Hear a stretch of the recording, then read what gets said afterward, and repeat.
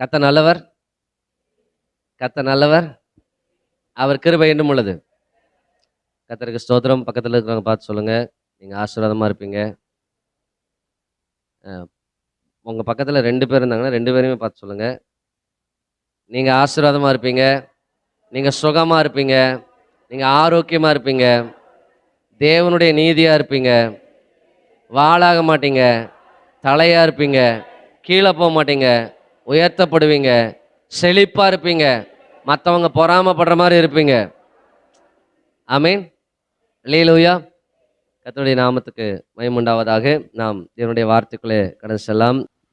யோவான் எழுதின சுவிசேஷம் 10ஆம் அதிகாரம் 10வது வசனத்திலிருந்து நாம் சில வாரங்களை தேவனுடைய வார்த்தையை சிந்தித்து கொண்டு வருகிறோம். யோவான் எழுதின சுவிசேஷம் 10ஆம் அதிகாரம் 10வது வசனத்தை நம்ம வாசிக்க கேட்கலாம். திருடன் திருடவும் கொல்லவும் அழிக்கவும் வருகிறானே என்று வேறொன்றுக்கும் வரான். நானோ அவைகளுக்கு ஜீவன் உண்டாயிருக்கவும் அது பரிபூரணப்படவும் வந்தேன். ஆமென். அல்லேலூயா. ஜீவன் உண்டாயிருக்கவும் ஜீவன் பரிபூரணப்படவும் வந்தேன் என்கிற இந்த வார்த்தையின் மூலமாய் நாம் தேவனுடைய வார்த்தையை பார்த்து கொண்டு வரோம். என்ன தலைப்பில் தேவனுடைய செய்தியை பார்த்து வருகிறோம்?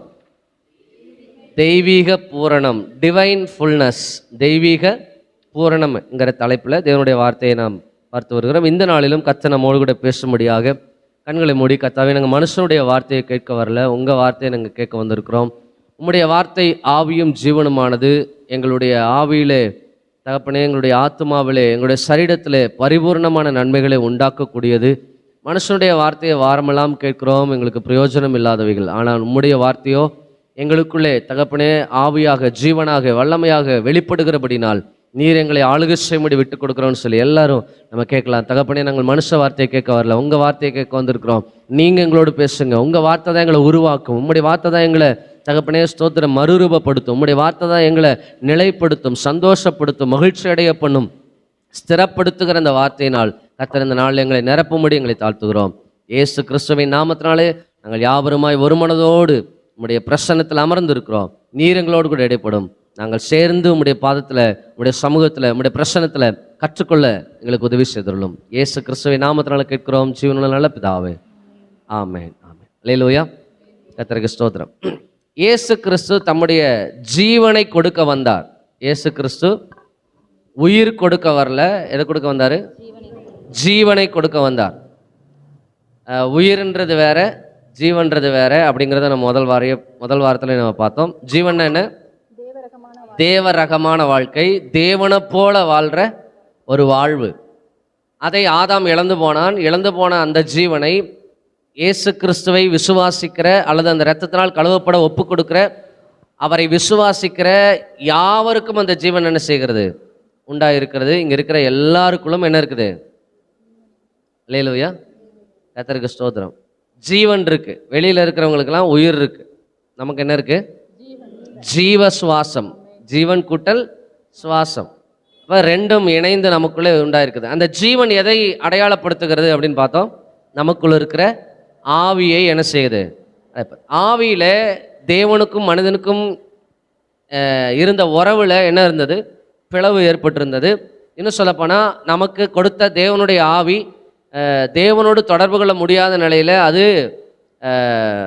மரித்த நிலையில், அதாவது மரிக்கல, அது அந்த மாதிரி சைலண்டாக இருந்தது. எப்பொழுது நாம் கிறிஸ்துவை விசுவாசித்தோமோ அப்பொழுது நமக்குள்ளே அந்த ஜீவன் என்ன செய்தது?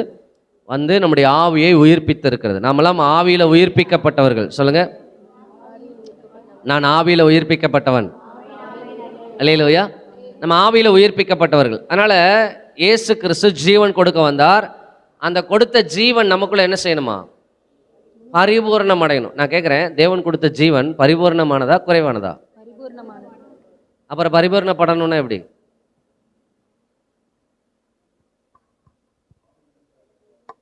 ரைஸ்லாம். அல்லேலூயா. ஆவியிலே இருக்கிற அந்த பரிபூர்ணமான ஜீவன் நம்முடைய ஆத்மாவுக்குள்ளும் என்ன செய்ய வேண்டும்?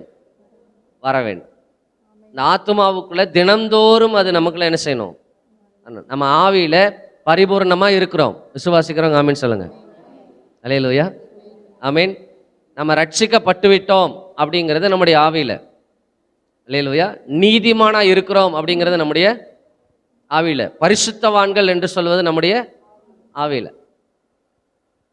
ரட்சிக்கப்பட்டு கொண்டிருக்கிறேன் அப்படிங்கிறது ஆத்மாவில். அனுதினமும் ரட்சிப்புன்னு சொல்லுவாங்க அது இல்லையா. ரட்சிக்கப்பட்டு கொண்டிருக்கிறேன் என்பது ஆத்மாவில்.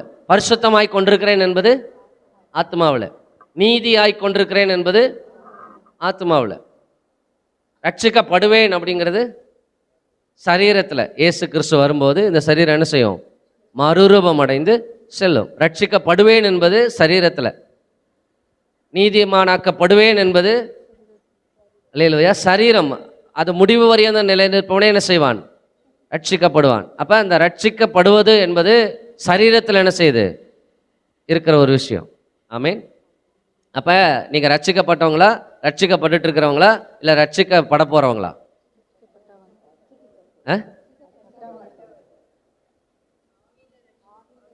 மூணுமே இருக்கு சரியா. இதில் வந்து முடிவு வரையந்தம் நிலைநிற்பவனே ரட்சிக்கப்படுவான்ற வசனத்தை வாசிச்சுட்டு ரட்சிக்கப்பட்டேன்னு சொல்லி எல்லாம் கை தூக்குனீங்க. முடிவு வரையும் வந்து நிலைநிற்பவனே ரட்சிக்கப்படுவான்னு போட்டிருக்குல்ல. அப்போ யார் ரட்சிக்கப்பட்டவங்க? திருப்பி கை தூக்குங்க அப்படின்னு என்ன செய்ய மாட்டாங்க.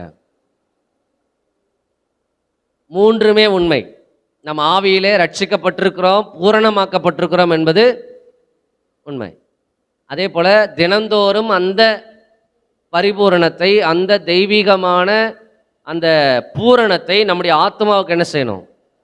டிரான்ஸ்ஃபர் பண்ணுறதுக்கு, நாம் அனுபவிக்கிறதுக்கு தினந்தோறும் அந்த ரட்சிப்பு நமக்குள்ள என்ன செய்யுது? வருது. ஒரு நாள் கிறிஸ்து வரும்போது இந்த சரீரமும் என்ன செய்யும்? மறுரூபம் அடைந்து, இயேசு கிறிஸ்து உயிர்த்தெழுந்து வந்தப்ப அவருடைய சரீரம் மறுரூபம் அடைந்த சரீரமாக என்ன செய்தது? இருந்தது. அதே போல நாமும் மறுரூபம் அடைந்து என்ன செய்வோம்? அவரோடு கூட என்னென்றைக்கும் இருக்க போகிறோம். அல்லேலூயா, அல்லேலூயா, கர்த்தருக்கு ஸ்தோத்திரம். அப்ப அவர் இயேசு கிறிஸ்து ஜீவன் கொடுக்க வந்தார். அந்த ஜீவன் பரிபூரணப்படவும் வந்தார்ன்றார். ஜீவன் கொடுக்கவும் அது பரிபூரணப்படவும். ஜீவனை கொடுத்துட்டா மட்டும் பத்தல, அது நமக்குள்ள என்ன செய்ய வேண்டும்? அது எங்க பரிபூரணம் அடையணும்னா நம்முடைய ஆத்மாவில் என்ன செய்ய வேண்டும்? பரிபூரணம் அடைய வேண்டும். நம்முடைய ஆவியிலே நாம் பரிபூர்ணமாக இருக்கிறோம். அல்லேலூயா. இதை விசுவாசித்தால் மட்டும்தான் ஆத்மாவில் பரிபூர்ணம் அடைய முடியும். அல்லேலூயா, அல்லேலூயா, கர்த்தருக்கு ஸ்தோத்திரம். நீங்கள் ஒரு பொருள் வாங்க போகிறீங்க, அந்த பொருளுடைய விலை வந்து 200 ரூபான்னு சொல்கிறாங்க. உங்களுடைய பர்ஸில் வந்து 150 ரூபா தான் இருக்குன்னு நீங்கள் நினச்சிக்கிட்டீங்கன்னா அந்த பொருளை வாங்குவீங்களா? வீட்டுக்கு போய் பார்க்குறீங்க 300 ரூபா இருக்குது. அப்போ என்ன செய்வீங்க?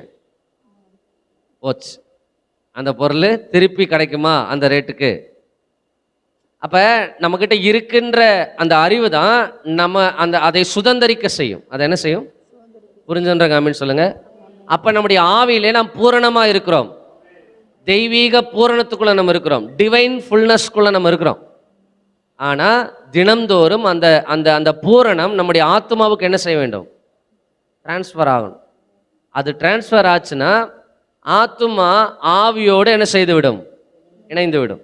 ஆவி ஆத்மாவோடும் ஆத்மா ஆவியோடு இணைஞ்சிட்டா, அல்லேலூயா, ஆமாம், எல்லாரும் எப்படி வைங்க.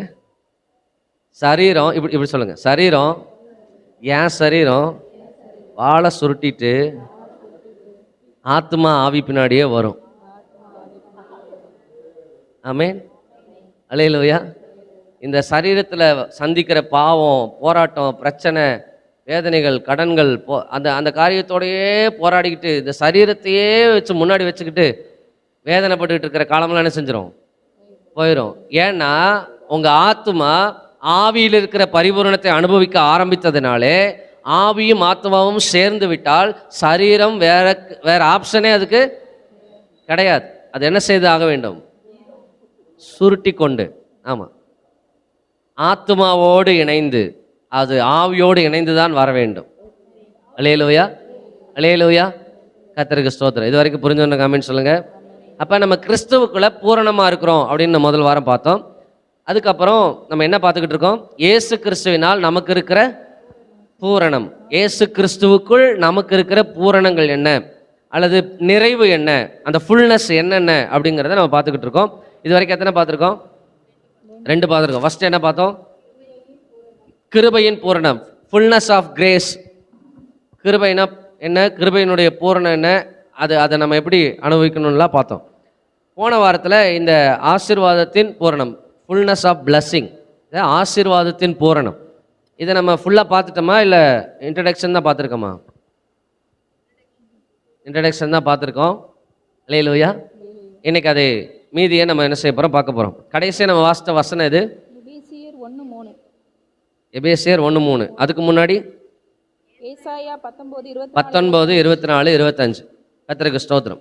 இந்த பழைய ஏற்பாட்டு வசனங்கள் எல்லாம் ஆத்துமாவில் ஆவியில் இருக்கிற பரிபூரணத்தை அனுபவிக்கிற ஒரு காலம் வரும். அப்போ அவர்கள் எப்படி இருப்பார்கள்? சந்தோஷமாக இருப்பார்கள், ஆசீர்வாதமாக இருப்பார்கள் என்று சொல்லப்பட்ட தீர்க்க தரிசன வார்த்தைகள் கிறிஸ்துவுக்குள் எப்படி நிறைவேறிச்சு, கிறிஸ்துவுக்குள் அந்த ஆசீர்வாதம் எப்படி வந்துச்சுங்கிறத மட்டும் போன வாரம் என்ன செஞ்சோம், பார்த்தோம். அல்லேலூயா. அந்த ஆசீர்வாதம் எவ்வளவு உயரமானது, எவ்வளவு மேன்மையானது, அந்த ஆசீர்வாதத்தை எவ்வளோ ஆசீர்வாதம் நமக்குள்ளே இருக்குது அப்படிங்கிறத இன்னைக்கு என்ன செய்ய போகிறோம், நான் பார்க்க போகிறோம். ஆமீன். அல்லேலூயா. சரி, நீங்கள் சொல்லுங்களேன், எவ்வளோ இருக்குது, எவ்வளோ ஆசீர்வாதம் உங்கள் ஆவியில் தேவன் ஜீவனை கொடுக்கும்போது பூரணமான அந்த ஆவியில் எவ்வளோ இருக்குது?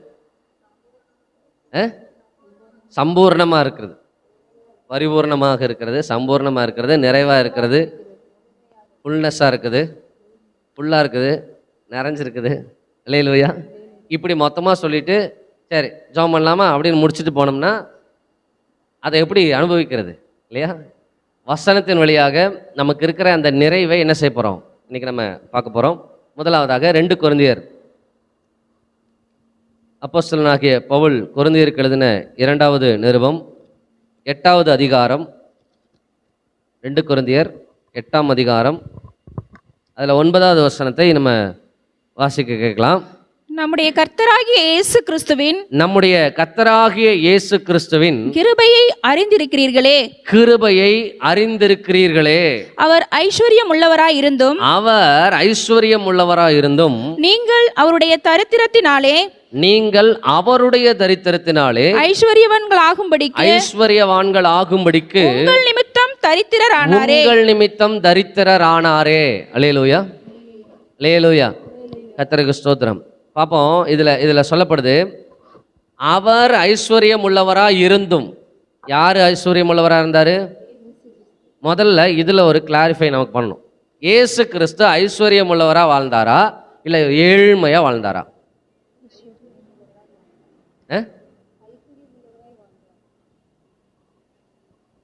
ஆண்கள் பகுதியில் சொல்லுங்கள். இயேசு கிறிஸ்து ஐஸ்வர்யம் உள்ளவராக வாழ்ந்தாரா ஏழ்மையாக வாழ்ந்தாரா? ஓ, எப்படி? அதுக்கு ப்ரூஃப். அல்லேலூயா. அவர் போட்டிருந்த மேலாடை முழுவதுமாக நெய்யப்பட்ட மேலாடையாக இருந்தது. வரி கட்டுறாரு. வரி கட்டுற அளவுக்கு அவருக்கு என்ன இருக்கு?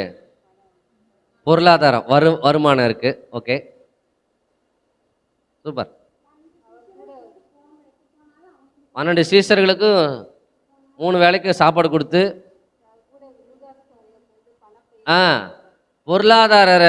பொருளாதாரத்தை பார்ப்பதுக்கு என்ன அக்கௌண்டன்ட் அங்கே ஒருத்தரை போட்டு கணக்கு வழக்குகளை பார்க்கறதுக்குன்னு போட்டிருக்காருன்னா கணக்கு வழக்குகளை பார்க்குற அளவுக்கு அவருக்கு என்ன இருந்திருக்கு? ஆமீன். சரி, இதெல்லாம் இயேசு கிறிஸ்து ஊழியத்துக்கு வந்ததுக்கு அப்புறம் நடக்கிறத நீங்கள் சொல்கிறீங்க. அதுக்கு முன்னாடி இயேசு கிறிஸ்து 30 வயசில் ஊழியத்துக்கு வர்றதுக்கு முன்னாடி என்ன பண்ணார்? அல்லேலூயா. அல்லேலூயா. கர்த்தருக்கு ஸ்தோத்திரம். அவர் பிறக்கும் போதே ராஜா வம்சத்தில் பிறந்தார். இந்த மாட்டு தொழுவத்தில் பிறந்தார். தொழுவத்தில் பிறந்தார்னு எங்கே இருக்குது பைபிளில்? நல்லா கவனிங்க. அதனுடைய விஷயம் என்னென்ன இப்போ உங்களுக்கு ஷார்ட்டாக சொல்லிட்டு என்ன போகிறேன். ஏன்னா இயேசு கிறிஸ்துவோடைய பிறப்பே அவர் ஐஸ்வர்யத்தின் பிறப்பு தான். ஆனால் அவர் ஐஸ்வர்யவானா இருந்தும் நமக்காக என்ன ஆனார்? தரித்திரனார். இடையில அவர் பிறக்கும்போது ஏழ்மையாக பிறந்துட்டார்.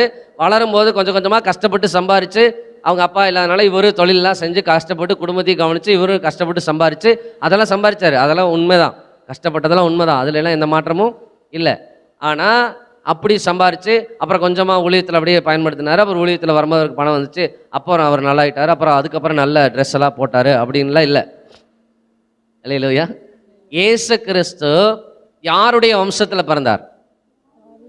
யாருடைய வம்சம்? தாவீது வம்சம். தாவீது யாரு? ராஜா. அப்ப முதல்ல இயேசு கிறிஸ்துனுடைய வம்சம் ராஜ வம்சம். இப்போ நம்ம ஊர்ல எல்லாம் பார்த்தீங்கன்னா ஜமீன் ஜமீன் பரம்பரை. ஜமீன் பரம்பரைனால எப்படி இருப்பாங்க?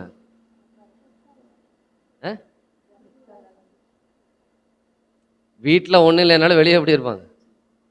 அது இந்த ஜமீன் பரம்பரை. ஆனால் அவர் அப்படி இல்லை. அவர் ராஜ வம்சத்தில் பிறந்தார். சரியா? பெத்லகேம்ல, அதுவும் அந்த பஸ்கா பண்டிகை நெருங்குற நாட்களில் இயேசு கிறிஸ்து பிறந்தார். கேட்டிங்களா? அப்போ எல்லா ஊர்கள்ல இருந்தும் சொந்த ஊருக்கு என்ன செய்வாங்க? வருவாங்க. பெத்லகேம்ல அவருக்கு பூர்வீகமான ராஜ பரம்பரைக்கான வீடு இருக்கு. ராஜ பரம்பரைக்கான வீடு இருக்கு. இருக்குமா இருக்காதா? இருக்குமா இருக்காதா? ஸ்தோத்திரம். அப்ப அந்த மாதிரி வீட்டில் அத்தனை பேரும் வந்து கூடுவது வழக்கம் பண்டிகை நாட்கள்ல. இப்போ வரைக்கும் யூதர்களுடைய பாரம்பரியத்தில் அப்படிதான் இருக்கு. என்ன செய்வாங்க? பல இடங்களில் சிதறி இருந்தாலும் பஸ்கா பண்டிகை வரும்போது என்ன செய்வாங்க? எல்லாரும் சேர்ந்து வந்து அங்கே இருப்பாங்க. அப்படித்தான் இவரும் எங்க போறாரு? யோசேப்பும் மரியாளை கூட்டிக்கிட்டு எங்க போறாரு? போறாரு. இப்ப சத்திரத்துல இடமே இல்லை அப்படின்றாங்க. சத்திரத்துல வீடு இருக்கிறவங்க வீட்டில் தங்குவாங்க. வெளியூர்ல இருந்து வந்தவங்க. வீடு இல்லாதவங்க, அங்க சொந்த வீடு இல்லாதவங்க என்ன செய்வாங்க? நம்ம இப்போ போகிறோம்ல, ஊருக்கெல்லாம் போனோம், வெளியூருக்கெல்லாம் போனோன்னா அங்கே சொந்த வீடு இருந்தால் சொந்த வீட்டில் தங்கலாம் பண்டிகை. அப்படி இல்லைன்னா என்ன செய்வாங்க? அப்போ லாட்ஜில் போய் தங்குறாங்க. சத்திரத்தில் தங்குறது வழக்கம். அப்போ அங்கே என்ன அங்கே நடந்துட்டுருக்கு அப்படின்னா, பண்டிகைக்கு நிறைய பேர் வந்திருக்காங்க. இயேசு கிறிஸ்து பிறக்க போகிற அந்த நேரம் மரியாளும் அங்கே இருக்காங்க. சரியா? ஏற்கனவே அங்கே கூட்டம் நிறைஞ்சிருக்கு. இப்போ அவங்களுக்கு பிரசவ வேதனை வேற. சரியா? நியாய பிரமாணத்தின்படி பெண்கள் பிரசவிக்கும் போது அல்லது அதுக்கு அந்த மாதவிடாய் நாட்களில் அவங்களுக்கு இரத்தப்போக்கு வரும்போது அவங்க தீட்டுள்ளவர்களாக என்ன செய்யப்படுவார்கள்? கருதப்படுவார்கள். 7 நாட்கள் அவர்கள் வீட்டுக்கு வெளியில் என்ன செய்யணும்? அதுக்குன்னு ஒரு வீடு இருக்கும். அங்கே தான் அவங்க இருக்கணும். இப்போ இயேசு கிறிஸ்து பிறக்க போகிறாரு. பிறந்தா ரத்தம் சிந்துமா சிந்தாதா? இப்போ அவங்க எங்கே தான் இருக்க முடியும்? எல்லாரும் இருக்கிற இடத்துல அவங்க இருக்க முடியாது. எல்லாரும் இருக்கிற இடத்துல அவங்க இருக்க முடியாது. அதனால அவங்கள என்ன செய்யணும்? வெளியே தங்க வைக்கணும்னு வெளியே தங்க வைக்கிறதுக்கு இடம் தேடினா அங்கே இடம் இல்லை. அப்போ அங்கே முன்னணியில் அப்படின்னு போட்டிருக்கு. அங்கே அங்கே மாட்டு தொழுவம் கிடையாது. என்னது? முன்னணியில் அங்கே அவரை கிடத்து அங்கே அது ஒரு ஒதுக்குப்புறமான ஒரு இடம்.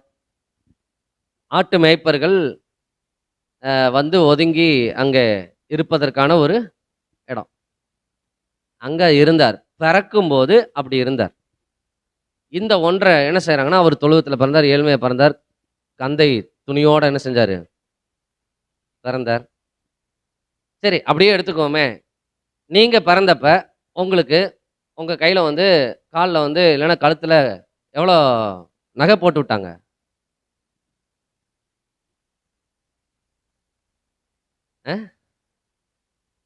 போட்டாங்களா? எனக்கு தெரியல. போட்டாங்களா? சொல்லுங்க, உங்களுக்கு எவ்வளோ நகை வந்துச்சு? ஆனால் இயேசு கிறிஸ்துவுக்கு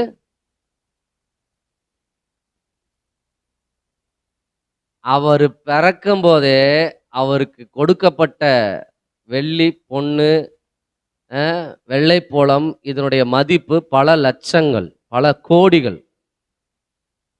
இல்லையா? அதெல்லாம் யாருக்குரியது? பிறந்திருக்கிற இயேசு கிறிஸ்துவுக்காக. அல்லேலூயா. அப்ப ராஜ வம்சத்துல பிறந்தது மட்டும் இல்ல, அவர் பிறக்கும் போதே அவர் ஐஸ்வர்யத்தை கொண்டு வந்து அவருக்கு முன்னாடி என்ன செய்றாங்க? கொடுக்குறாங்க. அதான் அவருக்கு முதல் ஐஸ்வர்யம் பூமியில. அதாவது பிறக்கும் போது அவருக்கு கொடுக்கப்பட்டது. அதுவே அதனுடைய இப்போதைய மதிப்பு கோடிக்கணக்கான ரூபாய்கள். அல்லேலூயா. கர்த்தருக்கு ஸ்தோத்திரம். அப்புறம் அவர் வளர்ந்து வரும்போதும் ஈஸியா பார்த்தீங்கன்னா அவரை ராஜாவா ஏற்றுக்கொண்டாங்க. இயேசு கிறிஸ்து ஊழியத்துல நன்மைகளை செஞ்சு அவருக்கு பின்னாடி ஒரு கூட்டம் வந்த உடனே இஸ்ரவேல் ஜனங்கள் அவரை ராஜா வாழ்க ராஜா வாழ்கன்னு என்ன செஞ்சாங்க? ராஜாவா அவரை ஏற்றுக்கிட்டாங்க. ஆனா அவர் ராஜாவா இருக்க விரும்பாம ரட்சகராக விரும்பி அவர் தேவனுடைய ஆலயத்துக்கு என்ன செஞ்சாரு? போனார். இந்த சம்பவம் நமக்கு தெரியும். அப்ப ராஜா வாழ்கன்னு சொன்ன அதே ஜனங்கள் ஒரு வாரம் கழிச்சு இவரை சிலுவையில் அறையுங்கன்னு என்ன செஞ்சாங்க? சொன்னாங்க. ஏன் ராஜாவா முதல்ல ஏத்துக்கிட்டாங்க? அவர் ராஜ வம்சத்துல பிறந்தவர். அவர் ராஜ வம்சத்துல பிறந்ததுனால தாவீதின் வம்சத்துல ஒரு வேர் முளைக்கும், தாவீதின் வேர் அப்படின்னு சொல்லி சொல்லப்பட்ட தீர்க்க தரிசனத்தின்படி இவர்தான் என்று அவர்கள் கண்டு கொண்டார்கள். ஆகவே அவரை ராஜாவாக என்ன செய்தார்கள்? ஏற்றுக்கொண்டார்கள். ஒரே நிமிஷம்தான் அவர் அந்த சிங்காசனத்தில் என்ன செஞ்சிருக்க முடியும்? உட்கார்ந்திருக்க முடியும். முழு இஸ்ரவேலுடைய முழு ஒத்துழைப்பு அவருக்கு இருக்கு. ரோமர்களுடைய ஆட்சி காலமாகவே இருந்தாலும் இஸ்ரவேலை ஆளுகிற பொறுப்புல ஒரு நிமிஷத்துல அவரால் என்ன செஞ்சிருக்க முடியும்? உட்கார்ந்திருக்க முடியும். அதையெல்லாம் விட்டுட்டு, ராஜஸ்தானத்தை விட்டுட்டு, தன்னுடைய ஐஸ்வர்யத்தை விட்டுட்டு, நீங்களும் நானும் ஐஸ்வர்யம் அடையும்படிக்கு அவர் என்ன ஆனாராம்? தரித்திரர் ஆனார். அல்லேலூயா.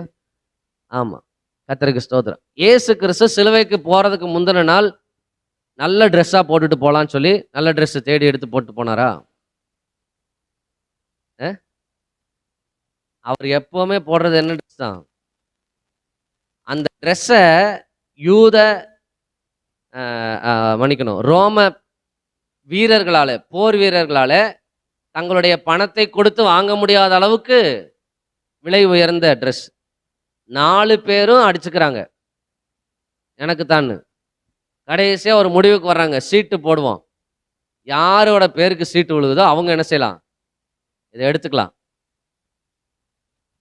அப்படின்னா இயேசு கிறிஸ்து அணிந்திருந்த உடையின் மதிப்பு,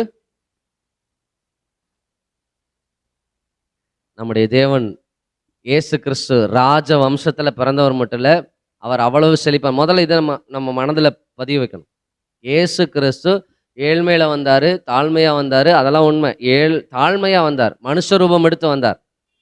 ஆனா அவர் வந்து ஏழையா வரல. ஏழையா வந்தாருன்னு எங்கேயாவது போட்டிருக்கா பைபிள்ல? அவர் ஏழையா வரல. அவர் ராஜ வம்சத்துல பிறந்தவர். அவர் பிறக்கும் பொழுதே அவருக்கு கொடுக்கப்பட்ட வெகுமதி என்பது இந்த உலகத்திலேயே மேன்மையான வெகுமதி. கிழக்கு தேசத்திலிருந்து விலையேறப்பெற்றதான பொன், வைரங்கள், வெள்ளைப்பூளங்கள், தூபகற்பங்கள், இதெல்லாம் பார்த்தீங்கன்னா அன்னைக்கு பல மனிதர்கள் ஏங்கி வாங்கணும்னு நினைச்சாலும் வாங்க முடியாத அளவுக்கு இருந்த உயரத்தில் இருந்த பொருட்கள் இயேசு கிறிஸ்து பிறந்தப்ப அவருக்கு இலவசமாய் கொண்டு வந்து என்ன செய்யப்பட்டது? வெகுமதியாய் கொடுக்கப்பட்டது. அல்லேலூயா. அப்படியானால் இயேசு கிறிஸ்து தரித்திரமாய் வாழவில்லை. எப்படி வாழ்ந்திருக்கிறாரு? இது வரைக்கும் புரிஞ்சதுன்றாங்க, ஆமீன் சொல்லுங்க. அல்லேலூயா.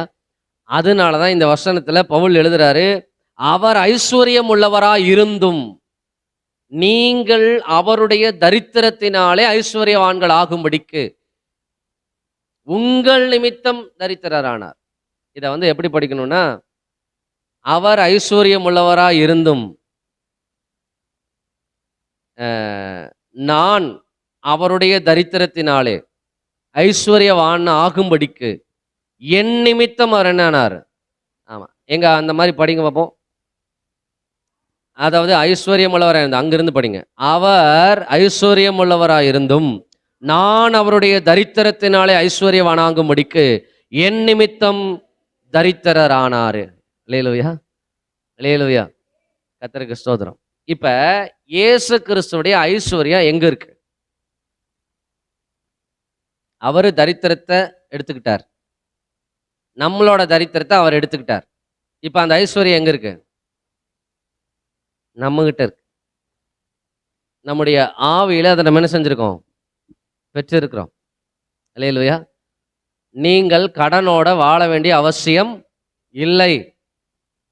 நீங்கள் தரித்திரத்தோட வாழ வேண்டிய அவசியம் இல்லை. நீங்கள் ஆசீர்வாதமாய் வாழ வேண்டியவர்கள். அல்லேலூயா. அந்த ஆசீர்வாதம் நமக்கு அவர் கொடுப்பார் இல்ல, என்ன செஞ்சிருக்காரு? கொடுத்திருக்கிறார். இது வரைக்கும் புரிஞ்சுன்ற காமெண்ட் சொல்லுங்க.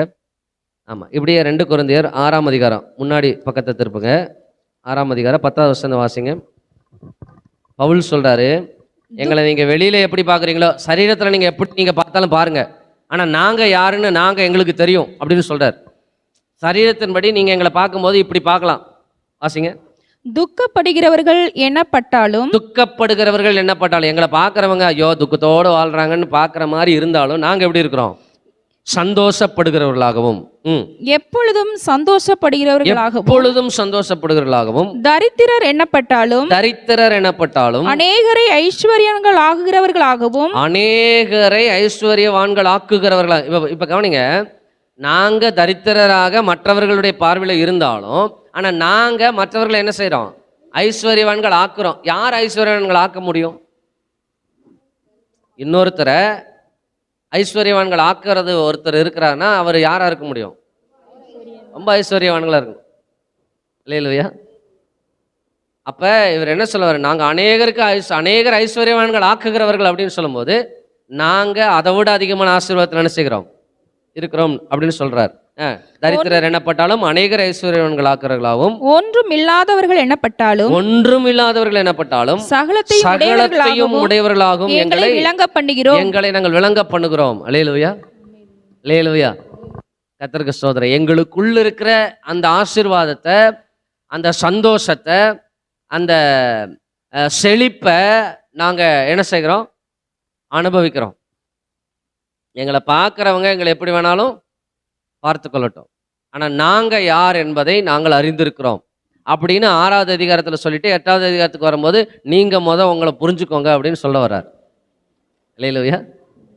கர்த்தருக்கு ஸ்தோத்திரம். நீங்கள் முதல்ல யாருன்னா, உங்களுடைய தரித்திரத்தை இயேசு கிறிஸ்து ஏற்றுக்கொண்டு அவர் ஐஸ்வர்யத்தை உங்களுக்கு என்ன செய்திருக்கிறார்? கொடுத்திருக்கிறார். நீங்கள் ஐஸ்வர்யவான்கள். ஆமென். ஆமாம், பக்கத்தில் பார்த்து சொல்லுங்க, நீங்கள் ஐஸ்வர்யவான்கள், நீங்கள் செழிப்பானவர்கள். அல்லேலூயா, அல்லேலூயா, அல்லேலூயா. கர்த்தருக்கு ஸ்தோத்திரம். யாக்கோபு எழுதின நிருபம் 2ஆம் அதிகாரத்தை எடுத்துக்கொள்ளுங்க. யாக்கோபு எழுதின நிருபம் 2ஆம் அதிகாரம் 5வது வசனம். என் பிரியமான சகோதரரே, என் பிரியமான சகோதரரே, கேளுங்கள், கேளுங்கள். தேவன் இவ்வுலகத்தில் தரித்திரரை விசுவாசத்தில் ஐஸ்வர்யவான்களாகவும், பாருங்க, தேவன் இவ்வுலகத்தின் தரித்திரரை விசுவாசத்தில் ஐஸ்வர்யவான்களாகவும், தம்மிடத்தில் அன்பு கூறுகிறவர்களுக்கு தாம் வாக்குத்தத்தம் பண்ணின ராஜ்யத்தை சுதந்திரிக்கிறவர்களாகவும் தெரிந்து கொள்ளவில்லையா? அல்லேலூயா. கர்த்தருக்கு ஸ்தோத்திரம். சொல்றாரு பாருங்க, தேவன் இவ்வுலகத்தின் தரித்திரரை விசுவாசத்தில் ஐஸ்வர்யவான்களாகவும். அப்ப இந்த உலகத்தின் படி தரித்திரர்களா இருந்தாலும் ஆவியிலே பெற்றிருக்கிற அந்த ஐஸ்வர்யத்தை விசுவாசித்தால், அந்த விசுவாசத்தின்படி அவர்கள் என்னவா இருக்கிறார்கள்? ஐஸ்வர்யவான்களாகிறார்கள். அல்லேலூயா, ஆமேன். நம்ம அநேகருக்கு கடன் கொடுக்க போறோம். அல்லேலூயா. விசுவாசிக்கிறீங்களா? அப்படித்தான் நாங்களும் நினச்சிக்கிட்டே இருக்கோம் மாஸ்டர். நடக்குமா நடக்காதா? நீங்க விசுவாசித்தால் ஆகும். அல்லேலூயா, ஆமேன். ஆமா, நம்ம நிறைய பேருக்கு என்ன செய்ய போறோம்? கைமாறு கருதாமல் கடன் கொடுங்கன்னு இருக்கு. கைமாறு கருதாமல் கடன் கொடுக்கணும் என்ன அர்த்தம்? திருப்பி அவங்க தருவாங்களான்னு எதிர்பார்க்காம கடன் கொடுக்கணுமா? அப்படி யாராவது கொடுப்போமா? குறைஞ்ச வட்டிக்கு வேணா வெளியில 1 ரூபா வாங்கினாங்கன்னா நீங்க எவ்வளவு வாங்கிக்கலாம்? 2 ரூபாயா?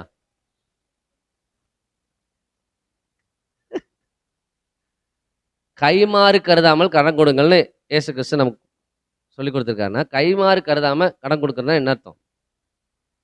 திருப்பி தருவாங்கன்னு எதிர்பார்க்காம கடன் கொடுக்கணும்னா உங்ககிட்ட அவ்வளோ பணம் இருக்கணும். அல்லேலூயா. நீங்க என்னைக்காவது இப்படி ஜெபம் பண்ணியிருக்கீங்களா? கர்த்தாவே, நான் கைமாறு கருதாமல் கடன் கொடுக்க என்னை ஆசீர்வதிங்க அப்படின்னு. அதனாலதான் இன்னும் வரல.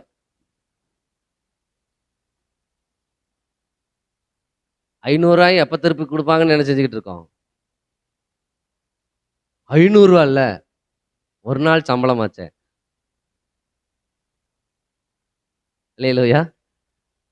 நம்ம எந்த அளவுக்கு நம்முடைய சிந்தனையில இருக்கோன்றதை சிந்திக்கிறதுக்காக நான் இதை சொல்றேன். ஆவியிலே நாம் கிறிஸ்துவுக்குரிய அத்தனை ஐஸ்வர்யத்தையும் என்ன செய்திருக்கிறோம்? பெற்றிருக்கிறோம். வெளியில தரித்திரரை போல நாங்கள் தெரிஞ்சாலும் நாங்க எங்களை ஐஸ்வர்யவான்களை பார்க்கிறோம்னு பவுல் சொல்றார். நீங்க அதே போல உங்களை கிறிஸ்துவுக்குள் நீங்கள் ஐஸ்வர்யவான்கள் என்பதை தெரிந்து கொள்ளுங்கள். அப்ப அந்த தெய்வீகமான பரிபூரணம், அந்த பரிபூரணமான ஐஸ்வர்யம் அல்லது பரிபூரணமான ஆசீர்வாதம் ஆவியில் இருக்கிறது உங்கள் ஆத்மாவுக்கு என்ன செய்யும்? வரும். அல்லேலூயா. ஆத்மாவுக்கு வந்துருச்சுன்னா நீங்கள் எதற்கும் கடன் வாங்க மாட்டீர்கள். எத்தனை பேர் ஃபோன் பண்ணி, சார் உங்களுக்கு சிபில் அதெல்லாம் கம்மியாக தான் சார் இருக்குது, அப்படி சார் இப்படி சார், இது வாங்கலாம் சார், இது வாங்கலாம் சார், இது வாங்கலாம் மேடம், நீ இது இப்படிங்க மேடம் அப்படிங்க மேடம் சொன்னாலும் உங்கள் காதுக்கு என்ன செய்யாது? சரி என்னதான் சொல்றாங்கன்னு கேட்கலான்னு கூட என்ன செய்யாது? தோணாது.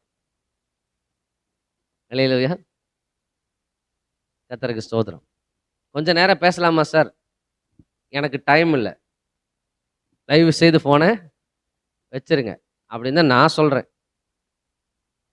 இல்லை சார் உங்களுக்கு எப்பயாவது கடன் ஏதாவது தேவைப்பட்டதுன்னா சார் உங்களுக்கு 9 லட்ச ரூபா வரைக்கும், இப்போ ரீசெண்டாக பார்த்தீங்கன்னா 9 லட்ச ரூபா வரைக்கும் உங்களுக்கு பர்சனல் லோன் தரேன் சார். நீங்கள் எங்கேயுமே வர வேண்டியதில்லை, உங்கள் வீட்டுக்கு ஆள் வருவாங்க. அட்ரஸை மட்டும் சொல்லுங்கள், உங்கள் வீட்டுக்கு ஆள் வருவாங்க. Personal loan. நீங்கள் வேற ஒன்றும் இல்லை சார், பேன் கார்டும் ஆதார் கார்டும் மட்டும் வச்சுக்கோங்க சார். நான் வேண்டான்னு சொன்னதுக்கப்புறமும் இவ்வளவும் சொல்லிக்கிட்டு இருக்காங்க. அப்போ நான் சொன்னேன், ஒருத்தர்கிட்ட கேட்டேன், சார் நான் வேண்டாங்க சொல்கிறதுனால நீங்கள் என்ன செய்றீங்க? தரேங்கிறீங்க, நீங்கள் தாங்க சார் நான் வாங்கிக்கிறேன். எவ்வளோ தருவீங்க? உங்களுக்கு 9 லட்ச ரூபா வரைக்கும் இருக்குது சார், டாக்குமெண்ட் சார்ஜு எல்லாமே நாங்கள் அதில் மைனஸ் பண்ணிடுவோம். ஓ பரவாயில்ல, ஆனால் திருப்பி கேட்பீங்களா சார்? சார் என்ன சார் திருப்பி கேட்பீங்களா அப்படின்னு கேட்டேன். இல்லை சார் நீங்கள் திருப்பி கொடுக்கணும்ல சார். நான் உங்கள்கிட்ட கேட்கல, நீங்களாக வந்து கொடுக்குறீங்க. அப்போ திருப்பி கேட்குறீங்கன்னு நான் எப்படி கொடுக்க முடியும்? நீங்கள் கொடுங்க சார் நான் வாங்கிக்கிறேன், ஆனால் நான் திருப்பி தர மாட்டேன்.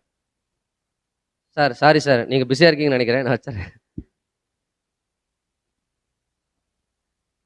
அல்லேலூயா. நீங்கள் விசுவாசத்தோடு பேசுங்க. நீ கொடுத்தா நான் வாங்கிக்கிறேன், நான் தரமாட்டேன். இல்லைன்னா பேசாமல் போன வைன்னு சொல்லுங்கள், திருப்பி ஃபோனே வராது. ஆமீன். நான் இப்படி பேசிட்டு வச்சதுக்கப்புறம் பார்த்தீங்கன்னா வெறும் எஸ்எம்எஸ் மட்டும் வருது. அந்த 9 லட்ச ரூபா போட்டு வந்துக்கிட்டே இருக்கு. இந்த இந்த இந்த லிங்கை டச் பண்ணால் போதுன்னு வந்துகிட்டே இருக்கு. கவனிங்க, நாம் வெளியில் இன்னும் ஐஸ்வர்யவான்களை மாறலைன்னாலும் மாற்றி கொண்டிருக்கிறார். நம்மளை என்ன செஞ்சுருக்காரு? முதல்ல நம்முடைய ஆத்மாவில் நம்ம யாருன்றதை அறியணும். அப்பந்தான் இந்த சரீரம் என்ன செய்யும்? சொல்லுங்கள், வாழை சுருட்டிக்கிட்டு வரும். அல்லேலூயா. விசுவாசிக்கிறீங்களா? ஆமீன். கர்த்தருக்கு ஸ்தோத்திரம். எபேசியருக்கு எழுதின நிருபம் 1ஆம் அதிகாரம் 3ஆம் வசனம். போன வாரத்தில் நம்ம அதை வாசித்தோம், அதை திரும்ப வாசிக்கலாம். எபேசியருக்கு எழுதின நிருபம் 1ஆம் அதிகாரம் 3ஆவது வசனம். நம்முடைய கர்த்தராகிய இயேசு கிறிஸ்துவின் பிதாவாகிய தேவனுக்கு ஸ்தோத்திரம். அவர் கிறிஸ்துவுக்குள், நல்லா கவனிங்க, அவர் கிறிஸ்துவுக்குள் உன்னதங்களிலே ஆவிக்குரிய சகல ஆசீர்வாதத்தினாலும் நம்மை ஆசீர்வதிப்பார். ஆசீர்வதிப்பார் இல்ல, ஆசீர்வதித்து இருக்கிறார். அல்லேலூயா. என்ன ஆசீர்வாதத்தினால ஆசீர்வதிச்சிருக்கிறாரா? சகல ஆசீர்வாதத்தினாலும் நம்ம என்ன செய்திருக்கிறார்? ஆசீர்வதித்திருக்கிறார். ஆங்கில வேதாகமத்தினுடைய ஒரு மொழிபெயர்ப்பில் இந்த இடத்துல வந்து சகல ஆசீர்வாதத்தில், அந்த ஆசீர்வாதம்னு ஒருமையில் வருது, அதை வந்து பன்மையில் எழுதியிருப்பாங்க, பிளஸ்ஸிங்ஸ்.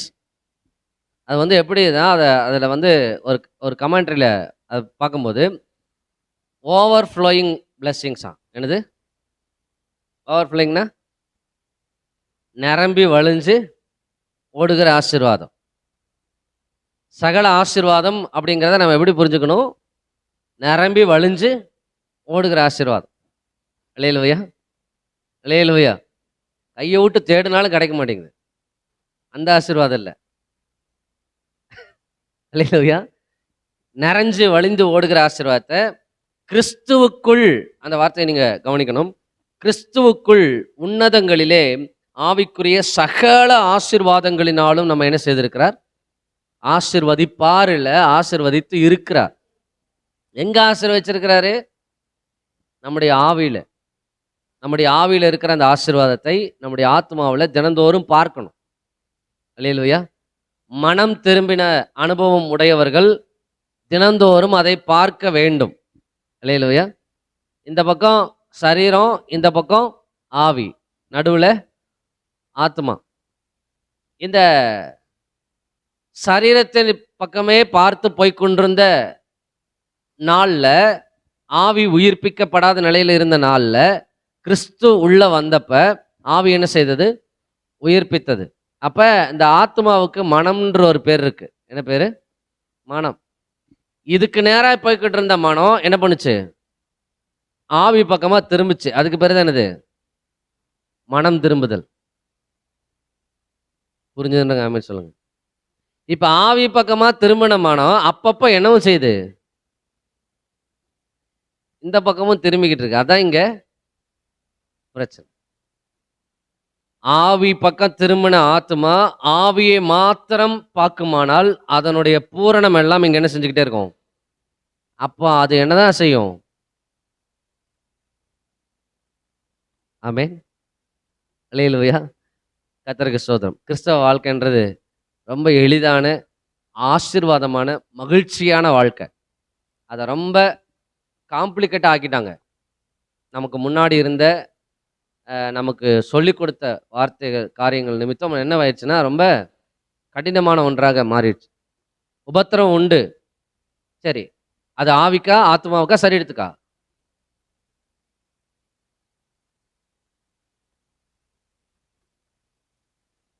ஆனாலும் திடன் கொள்ளுங்கள். ஆவியில திடன் கொள்ளணுமா? ஆத்மாவில் திடன் கொள்ளணுமா? சரீரத்தில் திடன் கொள்ளணுமா? ஆத்மாவில். அப்போ உபத்திரம் எங்கே வந்திருக்கும்? உபத்திரவ சரீரத்தில் வந்தாலும் ஆத்மாவில் நீ திடன் கொள், நான் ஆவியில் ஜெயித்து இருக்கிறேன். ஓ, ஆவி ஜெயித்த ஆவியாக இருக்குது. புரிஞ்சுக்கிட்டீங்களா? நீங்கள் ஒவ்வொரு வசனத்தையும் இப்படி நீங்கள் ஆவிக்கு சொல்லுதா, ஆத்மாவுக்கு சொல்லுதா, சரீரத்துக்கு சொல்லுதான்னு சிந்தித்து பார்த்தாலே எளிதாக நாம் மேற்கொள்ள முடியும். அல்லேலூயா. ஆமென். அப்ப நமக்குள்ள அவர் பரிபூரணத்தை, அவருடைய பரிபூரணத்தை நம்முடைய ஆவியில் என்ன செய்திருக்கிறார்? வைத்திருக்கிறார். உன்னதத்தில் உள்ள சகல ஆசீர்வாதத்தினால நம்மை ஆசீர்வதித்திருக்கிறார். இப்ப அந்த ஆத்மா அதை விசுவாசிக்கணும். அப்படின்னா ஆவியில் இருக்கிற அந்த பூரணத்தை என்ன செய்யணும்? பார்க்கணும். அதை எப்படி பார்க்கறது? இப்ப கண்ணாடியில பார்த்தா சரீரம் தெரியுது. அங்க எங்கேயாவது ஏதாவது இல்லைன்னா போட்டுக்கலாம், தடவிக்கலாம், எல்லாம் பண்ண முடியும். ஆத்மாவை கூட கண்ணாடி வழிய ஓரளவுக்கு பார்த்தரலாம் அப்படின்னு நான் நினைக்கிறேன். எப்படின்னா, உள்ள சந்தோஷமா இருந்தா மூஞ்சி எப்படி இருக்கும்? பார்த்தா பிரகாசமா இருக்கும். உள்ள கொஞ்சம் துக்கமா இருந்தா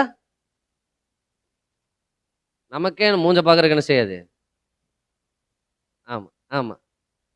அப்ப அகத்தின் அழகு முகத்தில் தெரியும்னு ஒரு பழமொழி இருக்குல்ல, அந்த மாதிரி. அப்போ ஓரளவுக்கு கூட கண்ணாடி வழியே ஆத்மாவை என்ன செஞ்சிட முடியுது? அந்த உணர்ச்சிகள் வழியாக கண்டுபிடிச்சிட முடியுது. ஆனா அந்த ஆவியை பார்க்கறதுன்றது ஒரே வழிதான் இருக்கு. ஆவியை பார்க்கறதுக்கு அந்த வழியை நான் சொல்லித்தரணுமா வேண்டாமா? அல்லேலூயா. ஆவியை பார்க்கறதுக்கு ஒரே வழி வார்த்தை மட்டும்தான். ஆமென்.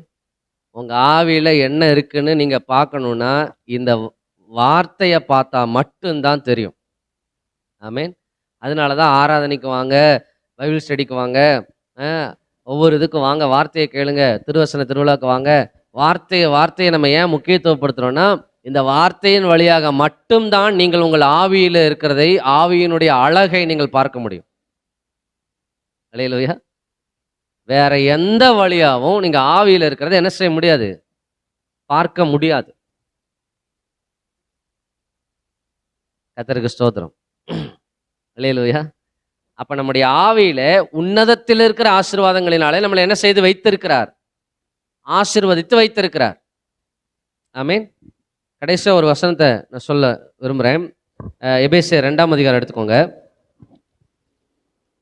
ஒரு 2 வசனங்களை நம்ம வாசிக்கலாம். எபேசியர் 2ஆம் அதிகாரம் 6வது வசனத்தை வாசிங்க. கிறிஸ்து இயேசுவுக்குள் கிறிஸ்து இயேசுவுக்குள் அவர் நம்மிடத்தில் வைத்த தயவினாலே அவர் நம்மிடத்தில் வைத்த தயவினாலே தம்முடைய கிருபையின் மகா மேன்மையான ஐஸ்வரியத்தை தம்முடைய கிருபையின் மகா மேன்மையான ஐஸ்வரியத்தை வரும் காலங்களில் விளங்க செய்வதற்காக வருங்காலங்களிலே விளங்க செய்வதற்காக கிறிஸ்து இயேசுவுக்குள் கிறிஸ்து இயேசுவுக்குள் நம்மை அவரோட கூட எழுப்பி அவர் நம்மளை அவரோடு கூட எழுப்பி உன்னதங்களிலே அவரோட கூட உட்காரவும் செய்தார். அவரோடு கூட உட்காரவும் செய்தார். அப்படின்னா நம்ம எங்க உட்கார்ந்து இருக்கிறோம்? பிரவுன் கலர் சேர்ல, ஆசீர்வாத புதுவாழ்வு கொண்டாட்ட மையத்துல உட்கார்ந்து இருக்கிறோம். ஆனா வசனம் என்ன சொல்லுதுன்னா உன்னதத்துல உட்காந்துருக்கீங்கன்னு சொல்லுது. இது எது உன்னதத்துல உட்காந்துருக்கு? நம்ம ஆவியில எங்க உட்காந்துருக்கோம். இப்ப இந்த வசனம் தெரியாம உங்க ஆவியில நீங்க உட்காந்துருக்கிற இடம் தெரியுமா? அல்லேலூயா. அதனால வசனம் ரொம்ப நிறைய படிக்கணும், நிறைய வாசிக்கணும். வார்த்தைகளை விளக்கப்படுத்தி பேசப்படுகிற ஒவ்வொரு ஞாயிற்றுக்கிழமை ஆராதனை, புதன்கிழமை, வெள்ளிக்கிழமை இந்த நேரத்துல எல்லாம் நம்ம பயன்படுத்திக்கணும். முடிஞ்ச அளவுக்கு உங்கள் ஆவியில் இருக்கிறத நீங்கள் எந்த அளவுக்கு பார்க்குறீங்களோ அந்த அளவுக்கு தான் உங்களால் அதை அனுபவிக்க முடியும். ஒரு வாரம் கேட்டுட்டு போய் வசனத்தை கேட்டுட்டு போய் ஒரு மாதம் முழுவதும் வாழ முடியும்னு நினச்சிங்கன்னா அது மாயை, அது மாயை. ஏன்னா உங்கள் செவிகளில் மத்தியானம் இங்கே டச்சு முடிஞ்சு போகும்போதே பல சத்தத்தை என்ன செய்ய ஆரம்பிச்சிருவீங்க? கேட்க ஆரம்பிச்சிருவீங்க. இந்த வார்த்தை உள்ளே போய்கிட்டே இருக்கும். ஏற்கனவே கேட்ட வார்த்தை பேலன்ஸ் செய்வதற்கு நீங்கள் வசனத்தை என்ன செய்ய வேண்டும்? வாசிக்கணும். அப்போ எழுதிட்டு போகிறவங்கெல்லாம் அடிக்கடி எடுத்து என்ன செய்யணும்? வாசித்து தியானிக்கணும். இல்லையிலோயா? ஆமாம். அடுத்த வாரம் பாஸ்ட் கேட்டால் கேள்விக்கு இதை பதில் சொல்லணுங்கிறதுக்காகவே எழுதி வைக்கக்கூடாது. இல்லையிலோயா? நீங்கள் திரும்ப திரும்ப அதை எடுத்து உங்கள் ஆவியில் இருக்கிறதை நீங்கள் பார்ப்பதற்கு இந்த வார்த்தைகள் என்ன செய்யணும்? ஆமென். அல்லேலூயா. அப்ப நம்முடைய ஆசீர்வாதம் எங்க இருக்கு? நம்முடைய ஆவியில இருக்குது. அல்லேலூயா. அதை ஆத்மாவில் நீங்கள் ஒவ்வொரு நாளும் கொண்டு வந்தீங்கன்னா உங்க நினைவுல நீங்க எப்படி இருப்பீங்கன்னா தரித்திரர்கள் யோசிக்கிற மாதிரி என்ன செய்ய மாட்டீங்க? யோசிக்க மாட்டீங்க. தரித்திரர்கள் சிந்திக்கிற மாதிரி என்ன செய்ய மாட்டீங்க? சிந்திக்க மாட்டீங்க. அல்லேலூயா. பதட்டம் அடைய மாட்டீங்க. ஒரு தேவை நெருங்கும் போது, ஒரு தொகை நெருங்கும் போது அதுல என்ன வராது? பதட்டம் வராது. அல்லேலூயா. அது நிச்சயமாக நிறைவேறும் என்கிற தெளிவும் விசுவாசமும் பலனும் நமக்குள்ள என்ன செய்யும்? உண்டாகும். எப்ப ஆவியில் இருக்கிற உங்களுடைய பரிபூரணத்தை நீங்கள் உங்கள் ஆத்மாவில் நீங்கள் பார்க்கும் பொழுது அல்லது அதை அனுபவிக்கும் போது. அப்போ சரீரம் அதற்கேற்ற விதத்தில் என்ன செய்யும்? செயல்படும். அல்லேலூயா. ஆமென். கர்த்தருக்கு ஸ்தோத்திரம். நமக்கு முன்பாக வச்சிருக்கிற நிறைய வாசல்களை, திறந்திருக்கிற வாசல்களை, தெரியாத வாசல்களை நம்ம பார்க்க முடியும். கண்கள் என்ன செய்யும்? காணும். பவுல் அதான் ஜெபம் பண்றாரு. விசுவாசிகளுக்காக ஜெபம் பண்ணும்போது பிரகாசமுள்ள என்ன கண்கள் உண்டாகணும்? மனக்கண்கள் உண்டாகணும். பிரகாசமான மனக்கண்கள் அப்படின்னா ஆத்மாவில் பார்வை தெளிவா இருக்கணும்னு அர்த்தம். மனம்ன்றது எது? மனம்ன்றது எது? ஆத்மா. அப்ப பிரகாசமுள்ள மனக்கண்கள் அப்படின்னா ஆத்மாவில் இருக்கிற கண்ணு எப்படி இருக்கணும்? பிரகாசமா இருக்கணும். எதை பார்க்கறதுக்கு? ஆவியில் இருக்கிற அந்த பரிபூரணத்தை பார்ப்பதற்கு, அந்த தெய்வீகமான பூரணத்தை பார்ப்பதற்கு, அந்த டிவைன் ஃபுல்னஸை பார்ப்பதற்கு உங்க ஆத்மாவின் கண்கள் எப்படி இருக்கணும்? இந்த ஆத்மா கண்களை தெளிவடைகிறதுக்கு ஒரே வழி வார்த்தை மட்டும்தான். அல்லேலூயா. அப்ப கவனிங்க, நம்ம ஏற்கனவே என்ன செய்யப்பட்டவர்கள்? ஆசீர்வதிக்கப்பட்டவர்கள். ஆமென். சொல்லுங்க, நான் ஆசீர்வதிக்கப்பட்டவன்.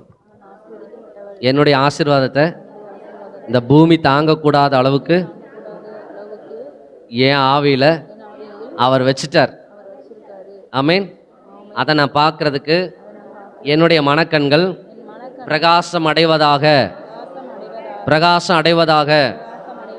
ஆமேன். அல்லேலூயா. கர்த்தருக்கு மகிமை உண்டாவதாக. அப்போ நம்ம மாம்சத்தின்படியான முடிவுகளை எடுக்கிறது இது நிமித்தம் என்ன செய்யப்படும்னா தவிர்க்கப்படும்.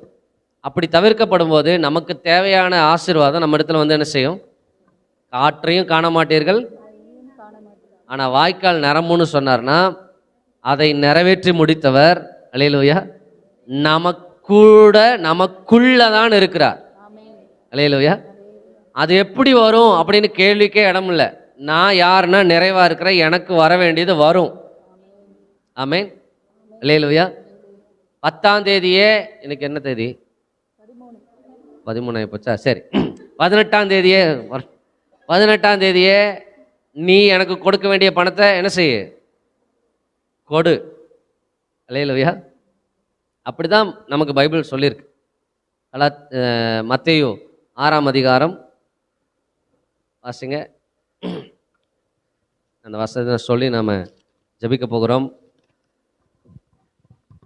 மத்தேயு 6ஆம் அதிகாரம் 34வது வசனம், கடைசி வசனம். ஆகையால் நாளைக்காக கவலைப்படாதிருங்கள், நாளைக்காக கவலைப்படாதிருங்கள், நாளைய தினம் தன்னுடையவைகளுக்காக கவலைப்படும், ஆ, அந்தந்த நாளுக்கு அதனிதன் பாடுகள் போதும். இப்ப நாளைக்காக என்ன செய்யாதிருங்கள்? கவலைப்படாதிருங்கள். நாளைய தினம் என்ன செய்யுமா? தன்னுடையவர்களுக்காக கவலைப்படும். அப்படின்னு என்ன அர்த்தம்?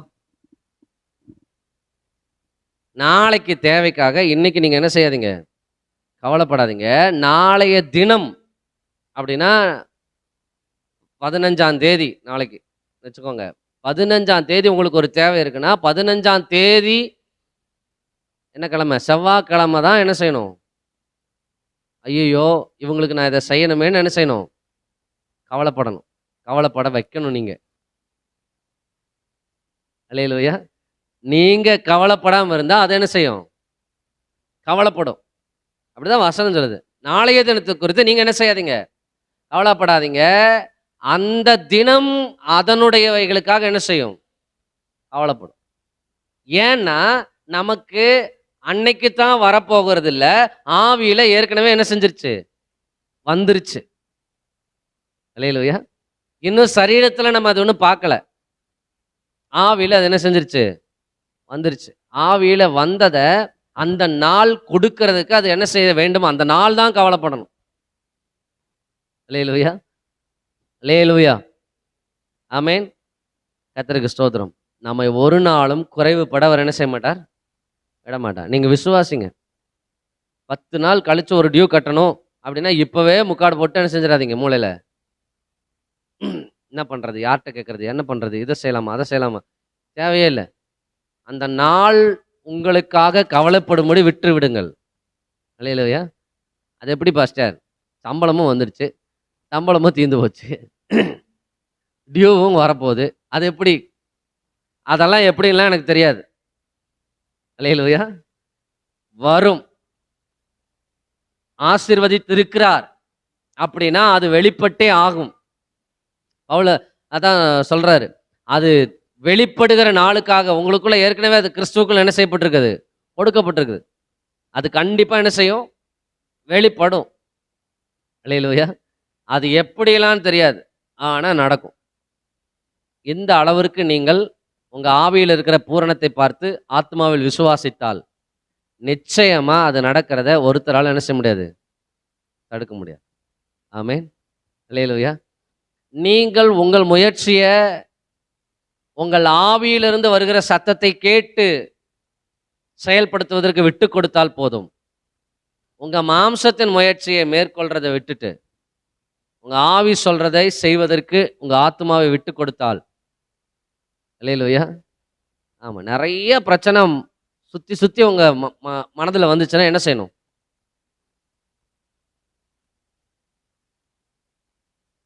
நான் சொல்லிட்டா?